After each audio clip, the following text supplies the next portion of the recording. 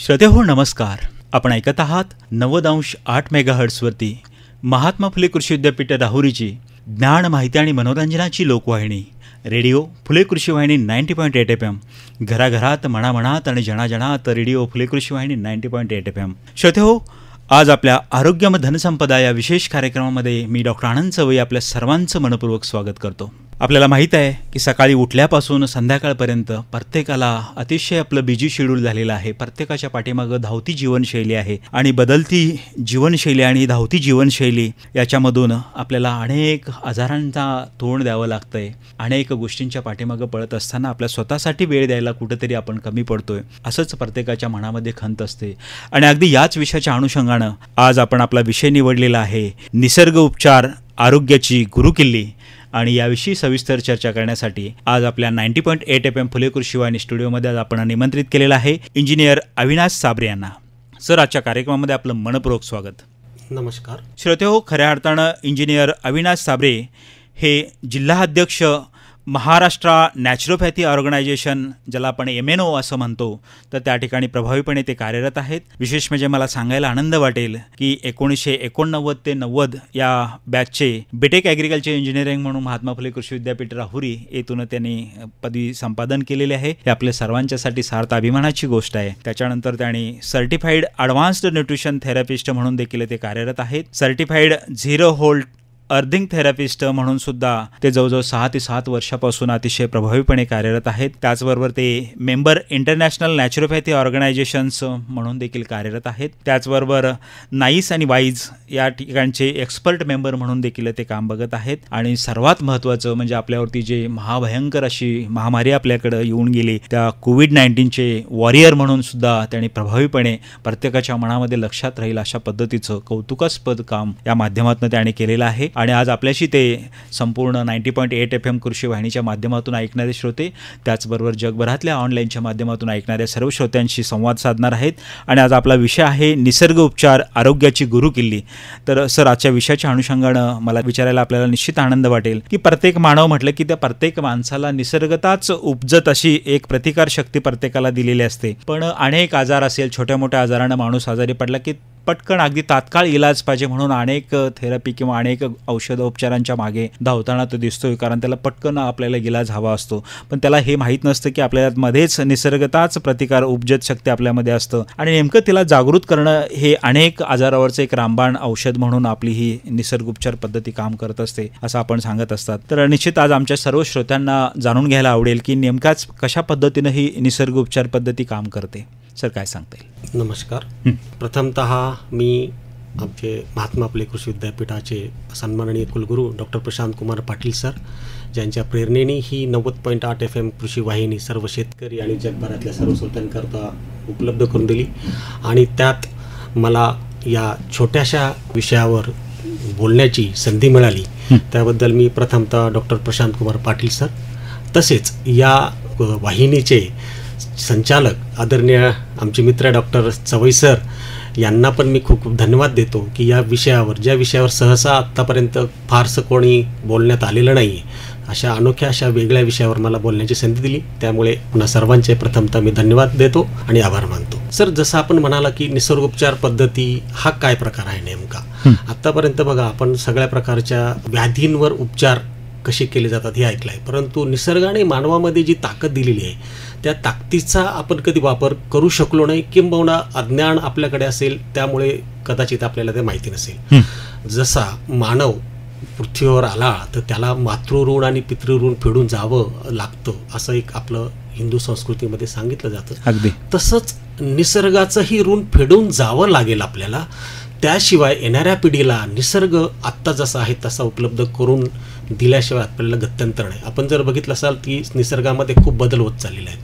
आपल्याला जे निसर्गाचं ऋण जर फेडायचं असेल तर मानवाला जो हा देह दिलेला आहे परमेश्वराने, तो देह जशाच्या तसा मी परत देऊन जाणं म्हणजेच माझ्या निसर्गाचं मी ऋण फेडण्यासारखं आहे. ते हेही ऋण आपल्याला फेडण्याचं आपल्याला आपलं एक आद्य कर्तव्य असे मी प्रथमतः मानतो. आता ज्यावेळेस मानवाचा जन्मापासून मृत्यूपर्यंतचा जो प्रवास आहे, त्या प्रवासामध्ये अनेक प्रकारच्या व्याधी निर्माण आपणहून केल्या जातात. जर आपण निरीक्षण केलं निसर्गामध्ये तर कुठलाही प्राणी बघा कधीही आजारी पडत नाही. त्याला कधी डायबिटीज झालेला आहे, त्याला कधी हार्ट अटॅक आलेला आहे किंवा त्याला पॅरालिसिस अटॅक झाला, असं कधी आपण बघतो का? नाही, कधीही बघण्यात आलं. त्याचं कारण असं की तो निसर्गाचे सर्व नियम तंतोतंत पाळतो. मानवच असा एक जगामध्ये प्राणी आहे की जो स्वतःला अतिशय हुशार समजतो, खूप प्रगत समजतो. मग ती प्रगती आहे की अधोगती आहे याचा विचार करण्याची आता ही वेळ आलेली आहे. जसं जसं आपण बघितलं की दिवसेंदिवस आजारपण वाढत चाललंय, हॉस्पिटलची संख्या वाढली म्हणजे मी प्रगतीकडे चाललो असं त्याचं द्योतक आहे का? याबद्दल माझ्या मनामध्ये शंका आहे. किंबहुना हॉस्पिटलची संख्या कमी जर झाली तर मी मानवी आरोग्याच्या प्रगतीकडे चाललो असं म्हणण्यास वाव आहे असं मला वाटतं. मग ज्यावेळेस मला हे निसर्गाचं ऋण फेडायचं असतं ते जर मी फेडायलाचा प्रयत्न केला तर त्यावेळेस मला काय वाटत होतं की एक साधारणतः फार काळ नाही पण एक 60-70 वर्षापूर्वीचा जर आपण काळ बघितला तर माझे आजोबा असतील किंवा तुमचे आजोबा असं आपण जर सर्वांनी अनुभव केला की माझे आजोबा, माझे वडील निसर्गतः जसे जगले तसे त्यांचं, माझ्या व्यक्तिशः वडिलांचं जर किंवा आजोबांचं बघितलं तर मरेपर्यंत त्यांना चष्मा नव्हता, दात एकदम ठणठणीत होते, कान ठणठणीत होते, कुठल्या प्रकारची व्याधी त्यांना नव्हती. परंतु अचानक निसर्ग नियमाप्रमाणे तर जाणं तर सर्वांनाच आहे, तसे ते गेले. पण गेल्या 40-50 वर्षांमध्ये जर आपण बघितलं तर प्रचंड आपल्या आरोग्याची पडझड झालेली. तर ही जर का झाली आहे, जसं आपण आता कृषी क्षेत्रात काम करत आहात, मी स्वतः एक कृषी अभियंता आहे, आपण एक कृषी शास्त्रज्ञ आहात सर. आपण जर बघितलं तर 60-65च्या दशकामध्ये, 70च्या दशकात, 65 ते 70च्या काळामध्ये हरित क्रांती झाली. अगदी त्याच काळामध्ये श्वेत क्रांती पण झाली आणि किंबहुना त्याच्याच आसपास एक आरोग्याची पण एक क्रांती झालेली असं मानलं जातं. जसं बघा हरित क्रांती झालं, हरित क्रांतीला भारताची जनजाता मानले जातं डॉक्टर स्वामीनाथन सर यांनी प्रचंड त्या काळामध्ये जी गरज होती त्यावेळेची त्यांना जी गरज वाटली त्याप्रमाणे त्यांनी हरित क्रांती केली. विविध प्रकारचे खतं, औषधं वेगवेगळ्या प्रकारचे आपण केले. परंतु आज 50 वर्षानंतर जेव्हा आपण मागून वळून बघतो आज आपल्याला असं जाणवतं की त्यावेळेस जे काही आपण पद्धती अवलंबल्या होत्या त्याचे दुष्परिणाम आपल्याला हळूहळू आता जाणवायला लागलेत. आणि कृषी विद्यापीठ असतील, कृषी शास्त्रज्ञ असतील, या सर्वांनी आता सेंद्रिय शेतीवर भर द्यायला सुरुवात केली. तसाच प्रकार श्वेतक्रांतीचे बाबतीत अगदी डॉक्टर वर्गीस कुरियन यांना आपण श्वेतक्रांतीचे जनक मानतो. अतिशय प्रचंड गाढा अभ्यास, डेअरीमधलं अतिशय उच्च असं तंत्रज्ञान त्यांनी त्या काळामध्ये भारतामध्ये आणले. म्हशीच्या दुधावर प्रक्रिया करणारा जर प्रथम शास्त्रज्ञ कोण असेल तर डॉक्टर वर्गीस कुरियन. ते ज्या काळामध्ये ते अशक्य असं वाटत होतं. हळूहळू दुधाचा तुटवडा जाणवला लागला, त्या दुधाची क्रांती झाली, वेगवेगळ्या व्हरायटीज जाती आपण गायींच्या आणल्या. हे सगळं 40-50 वर्षामध्ये झाल्यानंतर आज असं जाणवतंय की काय कुणास ठाऊक की त्यावेळची जी काही पद्धती आपण दूध निर्मितीची अवलंबली तिचे काही दुष्परिणाम जाणवत आहे की काय, अशी एक शंका मनामध्ये यायला लागली. जसं न्यूझीलंडच्या एका शास्त्रज्ञांनी डेव्हिल्स इन द मिल्क एक पुस्तक लिहिलं आहे. त्या पुस्तकामध्ये ह्या ज्या दूध आहे याचे काय दुष्परिणाम होतात हे विस्तृतपणे सादर केलेलं आहे. मग आज जर आपण बघितलं श्वेतक्रांतीचा जो काही 40-50 वर्षाचा कदाचित थोडाफार दुष्परिणाम होत असेल तसाच प्रकार आरोग्याच्या क्रांतीमध्ये झाले. आरोग्य क्रांतीमध्ये पण असं झालं की उपचार पद्धतीमध्ये बदल होत गेले. हळूहळू आपण 65-70च्या काळापासून आपण जे शास्त्र साधारणतः 250-300 वर्षापूर्वी आहे ज्याचे जनक हिप्पोक्रेट्स यांना मानलं जातं, ज्यांना आधुनिक जनक मानलं जातं मॉडर्न मेडिसिनचे हिप्पोक्रेट्स, ते 250-300 वर्षापूर्वीचा काळ असेल पूर्वीचा, ते तंत्रज्ञान आपण अवलंबलं. आता या तिन्ही क्रांतीचे 50-60 वर्षांमध्ये जे काही दुष्परिणाम झाले त्यावेळेस माझ्यासारख्या एका इंजिनियरला असं जाणवतं की आपण त्यावेळेस आपल्या जुन्या ज्या पद्धती होत्या, आपल्या भारताचा जो 2000, 5000, 4000, 7000, 8000 वर्षापूर्वीचा जो इतिहास आहे त्याच्या जर पद्धती कदाचित आपण त्यावेळेस पुनरुज्जीवित केल्या असत्या तर कदाचित आज आपण या अवस्थेमध्ये नसतो. जसं हरित क्रांतीचं जर उदाहरण घेतलं त्यावेळेस आपल्याकडे भरपूर गायींचं प्रमाण होतं, जे आज आपण सेंद्रिय शेतीला देशी गाय असेल, गाय गोमूत्र, शेणखत, इतर पद्धती वापरतो ते पूर्वीच्या काळी. त्यावेळेस जर आपण ते काम केलं असतं कदाचित हे दुष्परिणाम आज आपण बघितले नाही.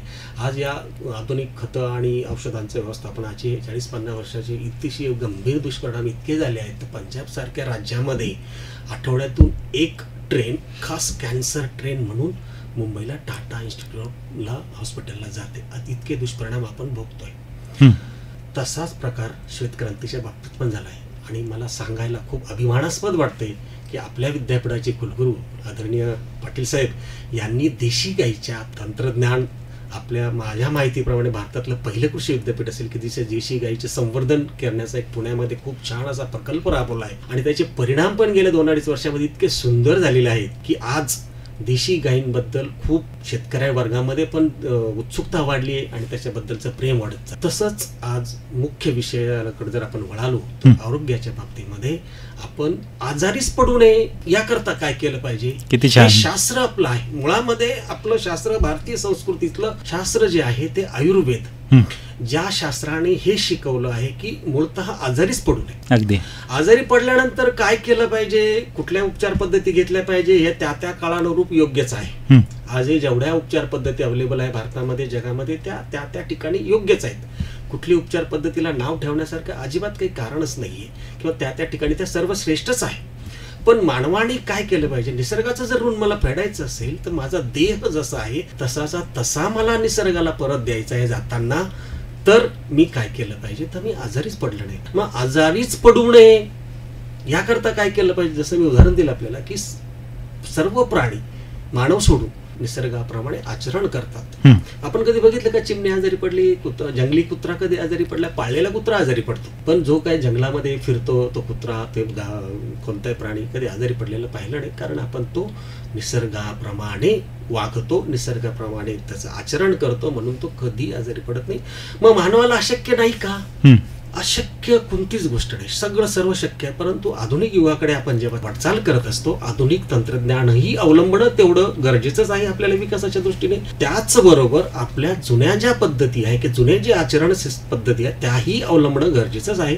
तेव्हा कुठं आपल्याला एक बॅलन्स साधता येऊन विकास आणि आरोग्य या दोन्ही गोष्टीचा मेळ आपल्याला साधता येईल. मग तो कसा करता येईल? आत्ताच्या धकाधकीच्या जीवनामध्ये जसं सर आपण बघितलं की खूप धकाधकीचं जीवन झाले मानवाचं.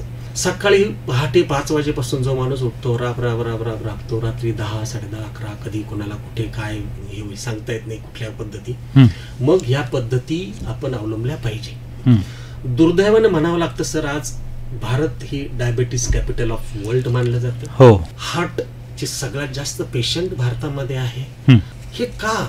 ज्या देशाने, ज्या संस्कृतीने अख्ख्या जगाला दिशा दिलेली आहे, मग ते आयुर्वेद असेल की कोणते विज्ञान असेल, तंत्रज्ञान असेल, त्या देशामध्ये आरोग्याची स्थिती अशी का झाली आहे याचा जेव्हा मी विचार करतो, एक इंजिनिअरिंग अस्पेक्ट जेव्हा मी बघतो की असं का, जो मूळतः स्वभाव असतो इंजिनिअरचा, हे असं का होतं याच्या खोलात जेव्हा मी गेलो, त्यावेळेस माझ्या सुदैवाने 90s मध्ये अमर शहीद इंजिनियर राजीव दीक्षित यांच्या संपर्कात आलो. त्यांच्या स्वदेशाचं प्रेम आणि स्वदेशी पद्धतीवर त्यांचा अतिशय प्रचंड असा गाढा अभ्यास होता. 1996 ते 2011 या संपूर्ण कालावधीमध्ये मी त्यांच्या बरोबर सर्व गोष्टीचं आचरण केलं. त्यांच्या गेल्यानंतर निसर्गोपचार पद्धती किंवा स्वदेशीच्या या पद्धतीवर प्रचंड अशी पोकळी निर्माण झाली होती. आणि त्याच काळामध्ये डॉक्टर विश्वरूपराय चौधरी नावाचा एक सायंटिस्ट जे आहेत त्यांच्या संपर्कात आम्ही 2016-17 मध्ये आलो. आणि खरी ओळख निसर्गोपचार पद्धतीची जर कुठे झाली असेल आमची जगाच्या पातळीवर किंवा कमीत कमी भारताच्या पातळीवर, ते कोविड-19च्या दुसऱ्या लाटेमध्ये. कोविड-19च्या लाटेमध्ये जर आपण सर पहिल्या लाटेमध्ये बघितलं, दुसऱ्या लाटेमध्ये जर बघितलं, प्रचंड हानी झाली. का झाली, कुठल्या प्रकारच्या पद्धती होत्या याच्यामध्ये न जाता आम्ही व्यक्तिशः निसर्गोपचार पद्धतीने 3,000 ते 3,500 पेशंट्सना कुठल्या प्रकारचं औषध, कुठल्या प्रकारचं मास्क, कुठल्या प्रकारचं सॅनिटायझेशन, कुठल्या प्रकारचं मेडिसिन्स न देता, कुठल्या प्रकारची मॉर्टॅलिटी न घेता न होता 3,000 ते 3,500 पेशंट्स आम्ही आणि आमच्या निसर्गोपचारच्या टीमनी पूर्णतः बरे केले with side benefits, not side effects. त्यावेळेस जे काम आमचं झालं त्या कामाची national institute of naturopathy Ayush मंत्रालयाने दखल घेतली. त्याची नोंद झाली इंडियन बुक ऑफ वर्ल्ड रेकॉर्ड्समध्ये आणि आमच्या सर्व टीमचा ते नवी दिल्ली येथे सन्मान करण्यात आला. आणि तिथे खरं आमच्या निसर्गोपचाराची ओळख झाली, आमची निसर्गोपचार पद्धती प्रसिद्ध. आणि खऱ्या अर्थानं श्रोतो, इंजिनियर अविनाश साबरे यांना कोविड-19 वॉरियर या सन्मानानं देखील त्यांना अतिशय छान पद्धतीनं घोषित करण्यात आलेलं आहे. आणि खऱ्या अर्थानं कोविड-19 वॉरियर म्हणून त्यांनी जे काम केलेलं आहे ते आताच आपण त्यांच्या मुखातून ऐकलेलं आहे. इतक्या चांगल्या पद्धतीनं निसर्गोपचार पद्धतीच्या माध्यमातून ते काम करत आहेत. आज आपला विषय आहे निसर्ग उपचार पद्धती, आरोग्याची गुरुकिल्ली, आणि आपल्याशी संवाद साधत आहेत इंजिनियर अविनाश साबरे. तर सर, आपण सांगत होतात कोविड-19च्या संदर्भातले आपले अनुभव विशद करत होतात. सर, मग आपण कोविड-19चा विषय हा खूप मोठा आहे, त्याच्यावर आपण एक स्वतंत्रपणे आपण एक दिवस चर्चा नक्कीच करू, जेणेकरून श्रोत्यांनाही त्याचा भविष्यात फायदा होईल. आज आपण मूलतः निसर्गोपचाराचे जे मूळ 5 तत्व आहेत त्यावर संक्षिप्तपणे चर्चा करूया. आणि मग ही जी 5 मूल तत्व आहेत त्याच्यावर जी निसर्गोपचार पद्धती काम करते, तर नेमकी ही कोणती तत्व आहेत आणि कशी काम करतायत? हो सर, पंचतत्व.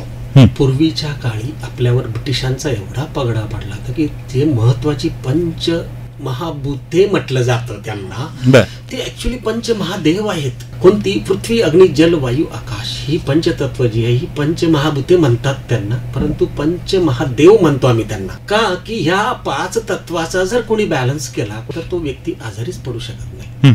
मी वारंवार प्राण्यांचं उदाहरण देतो. ही प्राणी सर्व पंचमहादेवांची तत्व पाळतात. ही पंचमहातत्व कोणती? जसं मी म्हणालो, पृथ्वी, अग्नी, जल, वायू आणि आकाश. आपण एक टप्प्यावर त्याचं थोडक्यामध्ये माहिती घेऊया. पृथ्वी तत्व आहे. पृथ्वी तत्वामध्ये काय असतं की आपण जर बघा, शेतकरी वर्ग, माझे शेतकरी बंधू जे आहेत ते पूर्णतः शेतामध्ये जेव्हा राबतात ते अनवाणी राबतात. या मातीच्या संपर्कात ते असतात. आणि माती पृथ्वीमध्ये किंवा या जमिनीमध्ये आपल्याला माहिती आहे की इलेक्ट्रॉनचा भरपूर प्रचंड असा साठा आहे. इलेक्ट्रॉन ऋण भरपूर साठलेला असतो, निगेटिव्ह चार्ज असतो इलेक्ट्रॉनचा. आणि जेव्हा केव्हा आपली ज्या नैसर्गिक आपली जी जीवनशैली आहे त्या जीवनशैलीमध्ये जेव्हा केव्हा आपण आजारी पडतो तर त्यावेळचं मूळ कारण जे असतं की आपल्या शरीरामध्ये पॉझिटिव्ह गोष्टी किंवा पॉझिटिव्ह आयन्स आलेले असतात. धनभाराने जी काही आपली शरीर रचना झालेली असती त्याच्याकरता न्यूट्रलाइज करण्याकरता आपल्याला इलेक्ट्रॉन्सचा जर शरीरामध्ये मारा झाला तर आपलं ते व्याधी जे असतात त्या न्यूट्रलाइज करून आपण त्या आजारावर मात करतो. जसं प्रत्येक घरामध्ये इलेक्ट्रिफिकेशन केलं तर त्याला अर्थिंग कंपल्सरी असते. अर्थिंग शिवाय त्या इलेक्ट्रिसिटीवर किंवा त्याच्यावर काम करू शकतं. तसं प्रत्येकाचं शरीर हे 0 व्होल्टवर काम केलं पाहिजे प्रत्येकाने. तर याच्याकरता आजच्या आधुनिक काळामध्ये हे शक्य आहे का? प्रत्येकाला मातीच्या संपर्कात राहणं शक्य आहे का? नाही शक्य. तर अर्थिंग थेरपी म्हणतो आपण. ती अर्थिंग थेरपी आता नवीन तंत्रज्ञानाने आपण अर्थिंग थेरपीचा वापर करू शकतो. किंवा ज्यांना शक्य असेल त्यांनी किमान 40 मिनिटं अनवाणी जमिनीवर चालावं.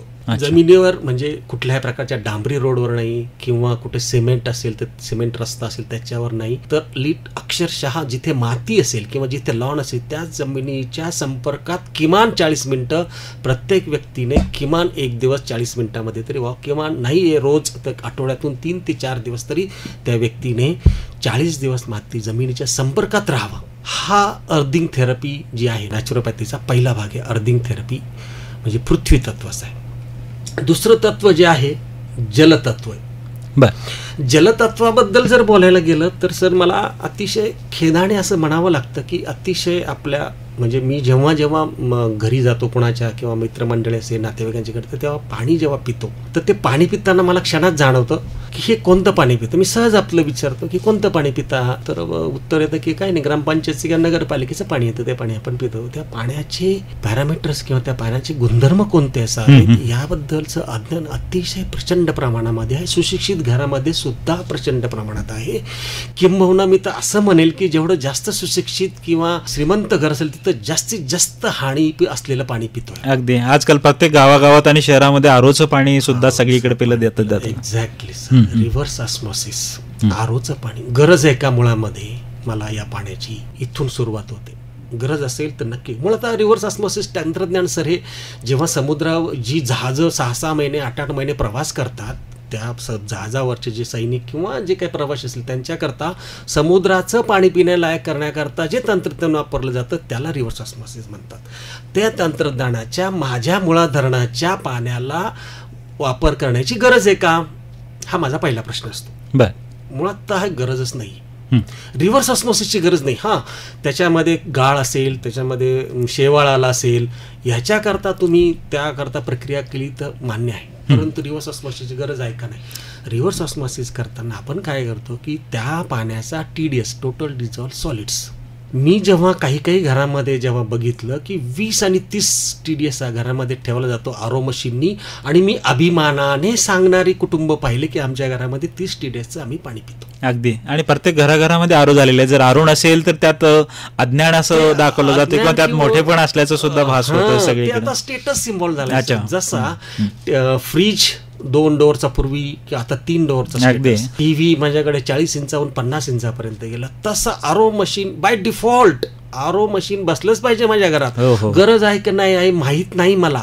आरो फिट करणाऱ्या कंपनीच्या लोकांना ही माहिती नाही की आरो मध्ये पाण्याचा TDS का ठेवावा किंवा या घराला आरोची गरज आहे का, हा सल्ला द्यायला त्यांची मानसिकता नाही. ते व्यापार करायला आहे. मग रिव्हर्स ऑस्मॉसिसचे टेक्निक माझ्या पाण्याला गरज आहे का, हा पहिले तपासून घेतला पाहिजे. जर गरज असेल तर त्या पाण्याचा TDS किती असला पाहिजे, तर जागतिक पातळीवरचे असेल किंवा भारतीय पातळीवर ICMRची किंवा WHOच्या गाईडलाईन्स आहे, त्याच्यामध्ये अगदी स्ट्रिक्टली म्हटलेलं की कमीत कमी 100 TDSचं पाणी हे मानवाच्या आरोग्याला हितकारक आहे. 100 ते 300 TDSचं पाणी आपण हे अवश्य पिले पाहिजे. 100च्या खाली TDS पाणी पिणं, त्याच्यामध्ये जे काही सॉल्ट्स असतात बघा, आपल्या शरीराला वेगवेगळ्या प्रकारचे घटक लागतात. सोडियम पण लागतो, कॅल्शियम पण लागतो, मॅग्नेशियम पण लागतो, झिंक पण लागतो, आयर्न पण लागतो. मी जेव्हा आरोनी TDS कमी करतो तेव्हा सगळे सॉल्ट्स काढून टाकतो आणि विष असलेलं पाणी पितो. ज्या पाण्याचा TDS कमी होतो त्या पाण्याची ॲसिडिटी वाढलेली असते. मग आता पहिला प्रश्न TDS तो माहीत नसतो मला. मी 99% घरामध्ये गेल्यानंतर एकाला त्याचं उत्तर देता आलं नाही. काय नाही, तो आरोवाला येतो, बसून जातो, आम्ही काय बघत नाही. अगदी इतका निग्लिजन्स आहे. मानवाच्या शरीरामध्ये सर 70% पाणी आहे आणि आरोग्याचा जर सगळ्यात मोठा परिणाम जर कोण करत असेल आरोग्यावर तर ते पाणी आहे, आणि त्याच्यावरच आपण अतिशय दुर्लक्षपणे काम करतोय.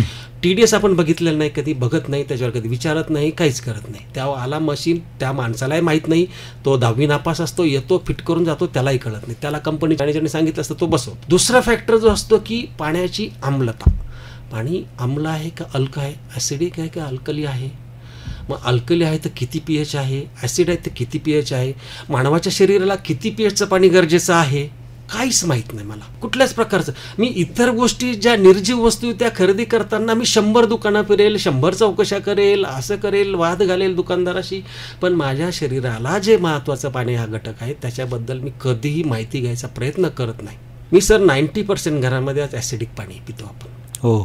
आणि ॲसिडिक पाणी ज्या ज्या घरामध्ये येतं त्या घरामध्ये ॲसिडिटी पासूनचा प्रवास जो सुरू होतो तो कॅन्सरपर्यंत नेऊन ठेवला जातो. हो श्रोते हो, खऱ्या अर्थानं 90.8 FM फुले कृषी वाहिनीच्या माध्यमातून आपण इंजिनियर अविनाश साबरे यांना आपण ऐकत आहात. एक कृषी अभियंता म्हणून त्यांनी अतिशय आपल्या आरोग्याच्या मूलभूत प्रश्नाला हात घातलेला आहे की पाणी म्हणजे जीवन असं आपण म्हटलं जातं, आणि अगदी जीवनाचं पाणी हे कसं असतं याच्याविषयी आपल्यामध्ये जी अज्ञानता आहे ती आपल्या संदर्भातली ती जागृत करण्याचं काम इंजिनियर अविनाश साबरे करत आहेत. निश्चितपणे आपण यांच्याविषयी जाणून घेत आहोत. तोच प्रकार आपल्या पाण्याची अजून एक तिसरा गुणधर्म आहे ORP, ऑक्सिडेशन रिडक्शन पोटेन्शियल. हा पॉझिटिव्ह चार्ज आहे का निगेटिव्ह चार्ज माहित नाही. ORP म्हणतात त्याला शॉर्ट फॉर्म मध्ये सायंटिफिक भाषेमध्ये. तो किती असायला पाहिजे, प्लस मध्ये असला पाहिजे का मायनस मध्ये असला पाहिजे याची तुलना नाही, याची माहिती नाही कुणालाच. मग ह्या 3 गट, जसं बघा कुठलाही माणूस आजारी पडला तर डॉक्टर पहिले काय सांगतो की ब्लड चेक करा. असा कोणताच आजार नाही की तो विदाऊट ब्लड चेक डिटेक्ट होतो.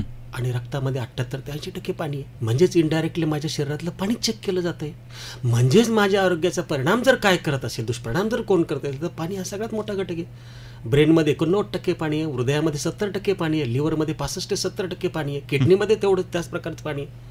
म्हणजे ही जर मुख्य अवयव आजारी पडत असतील किंवा हे होत असतील तर याचाच अर्थ माझं पाणी बदललं पाहिजे किंवा पाण्यावर विचार केला पाहिजे. तर यावर आपण सविस्तर नंतर बोलूया, जलतत्वावर. त्याच्यानंतर तिसरं तत्व जे येतं ते अग्नितत्व आहे. अग्नितत्व हे आहे आहाराशी निगडीत. म्हणजे काय, माझ्या मानवाचा आहार कोणता असला पाहिजे. Food is medicine. फूड जर चांगलं असेल तर मेडिसिनची गरज नाही, आणि फूड जर चांगलं नसेल तर मेडिसिन काम नाही करणार. अगदी. म्हणून फूड इज मेडिसिन. आहारामध्ये आपण काय घेतलं पाहिजे, काय नाही घेतलं पाहिजे, मानवाचं शरीर कशाकरता बनलेलं आहे, जो मूळतः मानवाचा आहार आहे हा रॉ फूड आहे. म्हणजे आजच्या दैनंदिन जीवनामध्ये जर काय गरज असेल तर कमीत कमी माझ्या शरीरामध्ये 50% रॉ फूड गेले पाहिजे. रॉ फूड म्हणजे काय, फ्रुट्स अँड व्हेजिटेबल्स. फ्रूट्स माझ्या दैनंदिन व्यवहारामध्ये जास्तीत जास्त असली पाहिजे. माझ्या दैनंदिन व्यवहारामध्ये सलाड असलं पाहिजे, जे की टोमॅटो, काकडी, गाजर या पद्धतीचा आहार असला पाहिजे. आणि शिजवलेलं अन्न 50% कमीत कमी म्हणतो. टिपिकली किंवा तांत्रिकदृष्ट्या 80% रॉ फूड असलं पाहिजे आणि 20% हे शिजवलेलं अन्न पाहिजे. आपल्या शरीरामध्ये आजाराचं प्रमाण वाढण्याचं कारण काय आहे की आपण जास्तीत जास्त शिजवलेलं अन्न खातो आणि कमीत कमी आपण रॉ फूड खातो. माणूस आजारी पडला की दवाखान्यामध्ये आपण फळ घेऊन जातो, नाही का? डबा घेऊन जाणारे फार थोडी असतात, पण भेटायला आपण जे तर नारळाचं पाणी घेऊन जा, सफरचंद घेऊन जा, संत्री घेऊन जा.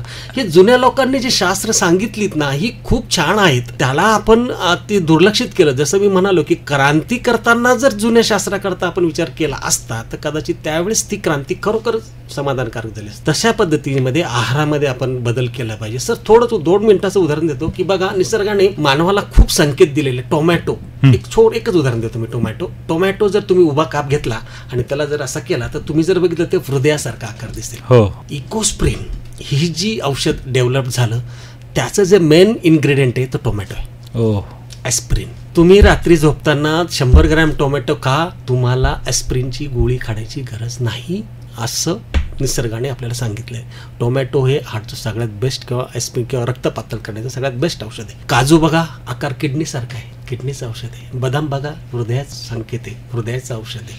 अक्रोड बघा, मेंदूसारखा आकार आहे, मेंदूचं औषध. सर निसर्गाने खूप संकेत दिलेले, आम्ही समजू शकलेलो नाहीये. तर ते निसर्गाला आपण समजून घेणं गरजेचं. प्रत्येक गोष्टीकडे डोळसपणे पहा, तुम्हाला निश्चितपणे तुमच्यासाठीच ते आहे. त्याचा अर्थ तोच आहे, निसर्ग चक्रावरतीच आधारित आहे सर्व. चला, चौथं आपण यावर सविस्तर एक दिवशी घेणार आहोत. त्यानंतर चौथा जो आहे वायू, चौथं तत्व जे वायू तत्व हा प्राणायामाशी निगडीत आहे. ऑक्सिजन शरीरामध्ये जास्तीत जास्त असला पाहिजे. ज्या पेशंटला कॅन्सर झालेला असतो त्याच्यामध्ये ऑक्सिजनची कमतरता असते. तर जास्तीत जास्त 7 प्रकार पतंजली ऋषींनी जी काही तू आणलीत प्राणायाम आणि योगाची, त्यातल्या त्यात कमीत कमी माणसाने 7 प्रकारचे प्राणायाम आणि 7 प्रकारची आसनं जरी केलीत रोज, मोजून 45 मिनिटं फक्त लागतात माझ्या शरीराकरता, तरी मनुष्य हा निरोगी राहू शकतो. तर वायू हा तत्वाचा वापर आपला प्राणायाम आणि योग असणं याकरता आपण वापरला पाहिजे. 5वं आणि शेवटचं तत्व जे आहे ते आकाश. आकाश तत्वाचा जर आपण विचार केला तर आकाश म्हणजे काय, तर सौरमंडल. त्याच्यामध्ये वेगवेगळे ग्रह तारे असतात, हे सगळ्या गोष्टी असतात आणि त्याच्यामध्ये अध्यात्म पण आहेत आकाशामध्ये. जसं आपण जर बघितलं असेल की पूर्वीच्या काळी एक सगळ्यात महत्वाचा जो आपण उपवास म्हणूयात त्याला, तो जर उपवास जो आपल्या वारकरी संप्रदायामध्ये जो मानला जातो तो एकादशीचा उपवास आहे. का केला जातो? आपल्या जुन्या लोकांनी बऱ्याचशा शास्त्रीय गोष्टी त्याला अध्यात्माची जोड दिली. का की अध्यात्म सांगितलं की मनुष्य प्राणी ते पाळतो, नाही का? आपण देवाला जातो तर देवाला जाताना पण 2 प्रकार असतात. शिर्डीच्या साईबाबांकडे जातो आपण तर श्रद्धेपोटी जातो, शनी शिंगणापूरला जातो भीतीपोटी जातो, नाही का? म्हणजे देवामध्ये पण आपण श्रद्धा आणि भीती ठेवलेली आहे. भीतीपोटी नको आपल्याला त्रास द्यायला 7:30 म्हणून आपण शनीच दर्शन घेतो. तशाच प्रकारचं एकादशीचं जे व्रत आहे आपल्याला सांगायला मला अभिमान वाटतो, किंवा दुसरी बाजू जर म्हटलं खेद पण वाटतो. माझ्या एकादशीच्या उपवासावर जपान आणि अमेरिकेच्या शास्त्रज्ञांनी संशोधन करून त्यांनी 2018 सालचं नोबेल पारितोषिक घेतलेलं आहे. त्या शास्त्रज्ञ आहेत तासुक होंजो जपानचे आणि जेम्स इल्सन अमेरिकेचे. या शास्त्रज्ञांनी एकादशीच्या व्रतावर, त्यावेळच्या गोष्टीवर एकादशीच का घेतली, तर त्याचं कारण असं की त्यावेळेस सौरमंडलामध्ये ग्रहताऱ्यांमध्ये जे काही बदल होतात त्याचा परिणाम मानवी शरीरावर होतो त्या पर्टिक्युलर त्या मुख्य तिथीवर. म्हणून एकादशीचा उपवास घेतला. तुम्ही जर बघा, एकादशीला जेव्हा आपण उपवास करतो आदल्या दिवशी साधारणतः 8, 8:30, 9ला आपण जेवतो. दुसरा संपूर्ण दिवस जातो. तिसऱ्या दिवशी द्वादशीच्या दिवशी सकाळी वापस उपवास सोडतो. म्हणजे जवळपास 36 ते 40 तास आपण लंघन ठेवतो, किंबहुना लंघन ठेवणं अपेक्षित आहे. या काळामध्ये काय होतं की शरीरामध्ये ज्या कॅन्सरच्या पेशीज असतात ते शरीर त्या कॅन्सरच्या पेशी खाऊन टाकतं. म्हणून त्यांचं संशोधन जे याच्यावरच आहे की जर कोणी त्या एकादशीच्या व्रताला उपवास केला, लंघन केलं, तर कॅन्सर होण्याचे 80% चान्सेस कमी होतात. वा. आणि म्हणूनच या शास्त्रज्ञांना आपल्याला नोबेल पारितोषिक 2018 सालचं लेटेस्ट आहे. दुर्दैव असं आहे की शास्त्र आपलं, परंतु आपल्याकडे काय झालंय सर की परदेशातून आलं की मग ते असं वाटतं की तो शिक्का अमोर्तब करून आलंय, आपण त्याच्यावर आता काम केलं पाहिजे आणि मग आपण त्याचा अवलंब करतो. अशा पद्धतीचे 5 तत्वाचा जर आपण वापर केला तर आपण संपूर्णतः निरोगी आयुष्य जगू शकतो. एक ना एक दिवस तुम्हाला मला या इहलोकातून जायचंच आहे, पण जाता जाता मला निसर्गाचं ऋण फेडून जायचं आहे आणि हे ऋण फेडलं तर मी खऱ्या अर्थाने मला मोक्ष मिळेल, असं माझं स्वतःचं व्यक्तिगत. अगदीच श्रोतेहो, खऱ्या अर्थानं 90.8 FM फुले कृषी वाहिनीच्या माध्यमातून इंजिनियर अविनाश साबरे हे आपल्याला निसर्ग उपचार पद्धती ही आरोग्याची गुरुकिल्ली याविषयी अतिशय सविस्तरपणे मार्गदर्शन आपल्याला करत आहेत. त्यांनी ज्या 5 मूल तत्वावरती निसर्ग उपचार पद्धती काम करते याच्याविषयी आज आपण पहिल्या भागामध्ये निश्चितपणे जाणून घेतलेला आहे. याच्याविषयी अधिक माहिती जाणून घ्यायची असेल, आपल्या मनामध्ये काही शंका असतील, प्रश्न असतील तर निश्चित आपण त्यांच्याशी संपर्क साधू शकता. मी त्यांचा संपर्क क्रमांक आपल्याला देत आहे 9404980522. पुन्हा एकदा संपर्क क्रमांक 9404980522. तर जरूर आपण इंजिनियर अविनाश साबरे साहेब यांच्याशी संपर्क साधू शकता आणि निसर्ग उपचार पद्धतीविषयी आपल्या मनात काही शंका असतील, प्रश्न असतील ते जाणून घेणार आहोत. श्रोतेहो, आरोग्यम धनसंपदा या विशेष कार्यक्रमामध्ये आज आपण निसर्ग उपचार पद्धती आरोग्याची गुरुकिल्ली याविषयी इंजिनियर अविनाश साबरे सर यांच्याकडून आपण जाणून घेत आहोत. सर, विषयाच्या अगदी शेवटाकडे जात असताना अनेक श्रोते 90.8 FM फुले कृषी वाहिनीच्या माध्यमातून आणि ऑनलाईनच्या माध्यमातून ऐकणारे अनेक श्रोते आपल्याला ऐकत असतील, तर या सर्व श्रोत्यांच्या दृष्टीनं एक निसर्ग उपचार पद्धती किंवा निसर्ग नियमांच्या संदर्भात आपण मार्गदर्शन केलेलं आहे, तर याविषयी जाता आपला काय सल्ला असेल? हो, नक्कीच सर. आज बघा, आपण इतर उपचार पद्धतीचे दुष्परिणाम हळूहळू आपल्याला जाणवायला लागले आहेत. निसर्ग उपचार पद्धती अवलंब करणं गरजेचं. याकरता मी आणि माझी टीम आहे, आम्ही 4 जणांची एक टीम आहे, ज्याच्यामध्ये डॉक्टर वैष्णवी वाळुंज आहेत, डॉक्टर जितेंद्र वाळुंज आहेत, डॉक्टर सुरेश गरडे. आम्ही 4 जणांची टीम आहे, जी आम्ही सर्व कुठल्याही व्यक्तीला कधीही काहीही सल्ला हवा असला, जुजबी कशी पद्धती जीवनशैली असली पाहिजे, काय नाही, याचा मोफत सल्ला आम्ही देतो सर. आणि जर काही एखाद्याला व्याधी असेल तर त्या व्याधीवर उपचार करताना सुद्धा आपण त्याच्यावर पण आपण काम करतो. जर कुणालाही कधीही काही वाटलं, 24 तास आम्ही आपल्याकरता उपलब्ध आहोत. आपण माझ्या दिलेल्या संपर्क नंबरवर कधी संपर्क साधू शकता. फोन नाही उचलणार तर आपण व्हॉट्सॲपवर मेसेज पण करू शकता आणि निश्चितपणे आपल्याला या जीवनशैलीचा वापर कसा अंमलात आपल्या दैनंदिन जीवनामध्ये करता येईल याचा सल्ला निश्चितपणे दिला जाईल. अगदी सर, बऱ्याच वेळापासून श्रोते हो, आपल्याला इंजिनियर अविनाश साबरे सर हे निसर्ग उपचार पद्धती आरोग्याची गुरुकिल्ली याविषयी सविस्तर आपल्याला मार्गदर्शन करत आहेत. आणि आपल्याला कल्पना असेल की मी सांगितलेलंच आहे की जिल्हा अध्यक्ष महाराष्ट्र नॅचरोपॅथी ऑर्गनायझेशन जी MNO म्हणून आहे, तर यावरती ते अतिशय प्रभावीपणे कार्यरत आहेत. आणि विशेष म्हणजे राहुरीमध्येच आपल्या सगळ्यांच्यासाठी अशा पद्धतीची सुविधा त्या ठिकाणी आहेत. आणि कृषी अभियंता म्हणून काम करत असताना अतिशय शास्त्रोक्त दृष्टिकोनातून निसर्ग नियमाच्या संदर्भातल्या निसर्गाच्या ज्या 5 मूल तत्वावर त्यांनी ते काम करण्याचं चालू केलेलं आहे. आणि आरोग्य सेवा हेच म्हणी त्यांचं उदात्त भावना आणि ध्येय ठेवून ते प्रत्येक व्यक्तीच्या प्रती आपल्याला सर्वांनाच मदत करण्यासाठी नेहमी पुढाकार घेत असतात. म्हणूनच तर त्यांना कोविड-19 वॉरियर या बहुमानानं सुद्धा सन्मानित करण्यात आलेलं आहे. या माध्यमातून आपण निश्चितपणे त्यांच्याशी संपर्कात राहू शकता, त्यांचा सल्ला घेऊ शकता. सर, बऱ्याच वेळापासून तुम्ही आमच्या श्रोत्यांना निसर्ग उपचार पद्धती आरोग्याची गुरुकिल्ली याविषयी सविस्तर मार्गदर्शन केलं. श्रोते, आपण प्रत्येक भागामध्ये आरोग्यम धनसंपदा या विशेष भागामध्ये इंजिनियर अविनाश साबरे साहेबांनी जे सांगितलेली 5 मूलतत्वे, त्या प्रत्येक मूलतत्वाचं पृथ्वी, जल, अग्नी, वायू आणि आकाश या 5 तत्वांचं सविस्तरपणे प्रत्येक भागामध्ये एक तत्व आपण जाणून घेणार आहोत. तेव्हा कुठेही जाऊ नका, ऐकत रहा 90.8 FM फुले कृषी वाहिनी, कृषी संस्कारदायिनी फुले कृषी वाहिनी. आता या ठिकाणी थांबण्याची वेळ झालेली आहे. सर, आपण बऱ्याच वेळापासून आमच्या श्रोत्यांना मार्गदर्शन केलं, त्याबद्दल सर्व श्रोत्यांच्या वतीनं 90.8 FM फुले कृषी वाहिनीच्या वतीने आणि महात्मा फुले कृषी विद्यापीठाच्या वतीने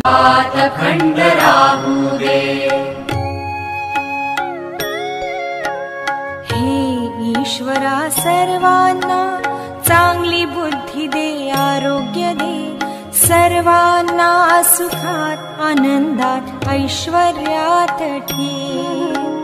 सर्वांचं भलं कर, कल्याण कर, रक्षण कर आणि तुझे गोड नाम मुखात अखंड राहू दे. हे ईश्वरा सर्वांना चांगली बुद्धी दे, आरोग्य दे, सर्वांना सुखात आनंदात ऐश्वर्यात ठेव. सर्वांचं भलं कर, कल्याण कर, रक्षण कर आणि तुझे गोड नाम मुखात अखंड राहू दे. श्रोते हो, इंजिनियर अविनाश साबरे यांनी दिलेले निसर्ग उपचार पद्धती आरोग्याची गुरुकिल्ली याविषयीची माहिती आपण ऐकलीत. या ठिकाणी आता थांबण्याची वेळ झाली. मी डॉक्टर आनंद सवई आपल्या सर्वांची रजा घेतो. पुन्हा ऐकत राहा अशा